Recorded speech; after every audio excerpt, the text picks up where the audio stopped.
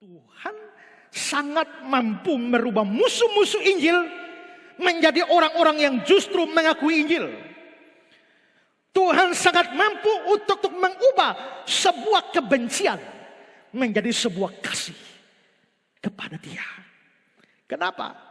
Karena sesungguhnya hati manusia itu di tangan Tuhan. Tuhan yang menguasai hati orang. Menurut Amsal 21 ayat 1, hati raja seperti batang air di dalam tangan Tuhan. Dialirkannya kemana ia ingin. Kenapa dipakai gambaran hati raja? Karena raja berkuasa. Raja bisa menentukan apapun seturut kehendaknya. Jikalau rakyat tunduk kepada raja. Rakyat tidak bisa melakukan sesuatu seturut kehendak hatinya. Tapi raja bisa. Raja mau melakukan apa saja bisa dia lakukan. Tapi ayat ini berkata hati raja pun itu di tangan Tuhan. Tuhan menguasai hati raja. Maka raja yang sedang mau mengarah ke kiri, kalau Tuhan belok dia ke kanan, dia ke kanan. Hati raja yang mau mandek di sini Tuhan suruh maju, maju. Hati raja mau maju Tuhan bilang stop di situ, stop. Hati raja seperti batang air di tangan Tuhan, dialirkan kemana ya ingini. Kalau hati manusia mengarah kemana Tuhan yang atur. Apa susahnya Tuhan mengubah kebencian menjadi kasih. Apa susahnya Tuhan ubah seorang musuh menjadi seorang kawan. Apa susahnya Tuhan mengubah seorang pembenci kekristenan menjadi orang yang sangat mengasihi kekristenan. Tidak ada susahnya. Contoh paling nyata di dalam kitab suci itu adalah Paulus sendiri. Paulus adalah orang yang sangat membenci Kristen. Dia seorang Yahudi yang ortodoks, Yahudi tulen. Dan dia sangat benci kekristenan. Kenapa Paulus sangat benci kekristenan? Saya kira itu ada hubungannya dengan awal kekristenan. Karena awal kekristenan, Petrus berkhotbah. Lalu, berapa orang bertobat? 3.000 orang bertobat. 3.000 orang itu bukan dari bangsa-bangsa orang Yahudi. 3.000 orang Yahudi masuk Kristen dan dibaptis. Sebagai seorang tokoh Yahudi. Apalagi kalau dugaan benar bahwa Paulus adalah seorang Dewan Sanhedrin. Dia sebagai seorang pemimpin Yahudi.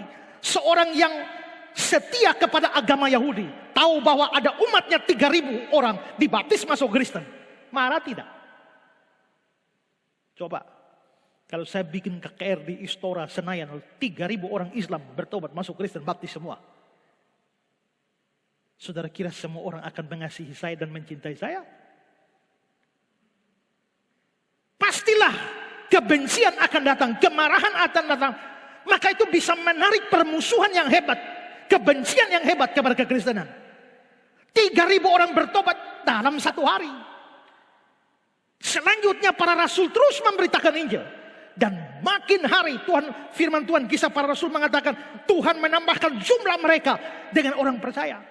Maka ini memicu kebencian, api kebencian membakar di dalam hati seorang Saulus. Itulah sebabnya Saulus begitu benci kekristenan, benci iman Kristen, benci orang Kristen, dan dia bertekad untuk menghabisi orang Kristen. Apakah secara manusia kita bisa berpikir orang seperti itu bisa bertobat? Siapa yang beritakan Injil pada dia? Kamu diam saja dia kejar kau sampai ke lubang tikus. Apalagi mau menginjili dia. Kalau kamu berani injili Paulus, siap 1 jam kemudian namamu di depan namamu ada ALM, almarhum. Rasanya sukar orang seperti ini bisa bertobat. Tapi bukankah hati manusia itu ada di dalam tangan Allah? Dialirkan kemana yang dia mau. Demikian juga hati si penjahat besar, penganiaya jemaat, musuh Kristen terbesar ini. Hati Paulus itu ada dalam tangan Tuhan. Kalau Tuhan suruh belok-belok. Tidak ada yang keras lawan Tuhan. Itulah sebabnya Dengan satu pemunculan dalam perjalanan ke Damsyik. Orang sejahat itu yang menurut kacamata manusia mustahil bertobat, ternyata bertobat. Yang tadi anti Kristen, sekarang jadi Kristen. Yang tadinya memusuhi Kristus, sekarang justru menjadi hamba Yesus Kristus. Yang dituliskannya dalam hampir semua suratnya dari Paulus, hamba Yesus Kristus. Yang tadinya hendak membinasakan gereja, sekarang justru membangun gereja. Ini menunjukkan bahwa Tuhan memang mempunyai kuasa mengubah hati orang. Sebejat apapun, sejahat apapun orangnya, Tuhan punya kuasa mengubah hati. Karena itu saudara-saudara, kalau ada orang-orang non-Kristen yang sangat memusuhi Kristen, membakar gereja-gereja Kristen, menganiaya kekristenan, mengolok-olok iman Kristen, kita tidak perlu membenci mereka. Kita terus saja berdoa, berdoa dan berdoa. Karena apa? Karena seandainya Tuhan memang mau, tidak ada sukarnya mengubah mereka. Sehingga mereka akhirnya menjadi berlutut dan mengakui kebenaran iman Kristen yang mereka hujat itu. Mereka akan berlutut dan mengakui bahwa sesungguhnya Allah memang mengasihi orang-orang Kristen. Mereka berlutut dan mengakui sesungguhnya kebenaran sejati ada di dalam kekristenan. Hal yang sama juga. Kalau memang Tuhan sanggup mengubah orang, Tuhan sanggup mengubah kekasih-kekasih kita, anak kita, orang tua kita, suami kita, istri, kakak, adik, teman, pacar kita yang jahat, bejat sekalipun. Kalau Tuhan mau mengubah mereka, tidak ada yang mustahil.